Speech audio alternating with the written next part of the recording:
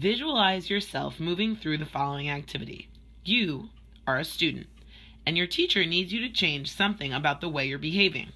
To aid in this visualization, imagine that successfully following your teacher's directions is now represented concretely as a giant board game that you can stand inside like hopscotch.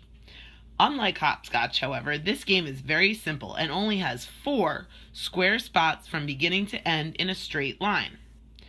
You are currently standing inside the start spot on the board game. Written within the next spot is the phrase, "Stop doing the negative behavior." Written across the next spot reads, "Start doing the positive behavior." The final spot on the game says, "Finish." If you get to the finish spot, you have won the game. Now imagine that colored playground balls are being used to symbolize the cognitive information you are going to be required to process as a student.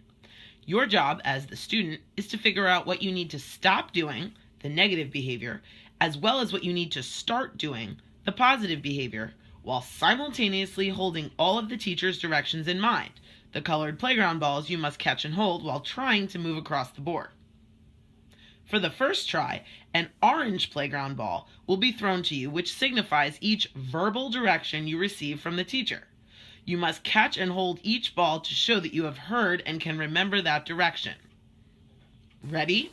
Stop doing that. This isn't what you should be doing. That is not okay. You're doing that again.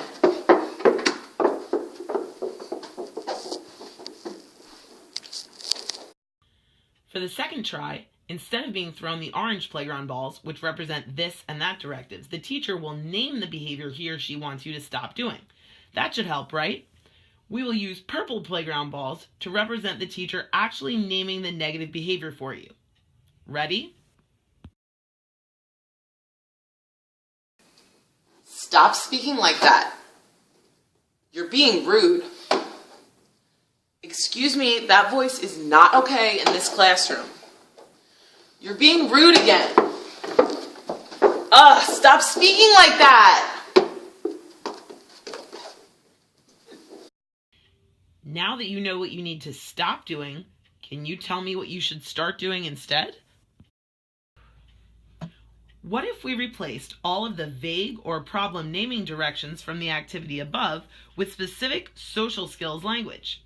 Imagine picking up all of the orange and purple balls, putting them into one giant gym bag, and zipping it up so none of them could fall out. That is precisely what social skills language can do for your students. It allows them to hear one specific direction with a social skill already embedded. Since that social skill has been taught, reinforced, and learned by the student, they can now use that skill not only as a redirection of what to stop doing, but also as a productive forward-moving direction with specific steps for what they should start doing instead. For example, let us analyze how things might have been different if the teacher had said this: "I need you to adjust your tone of voice to a calmer one, please."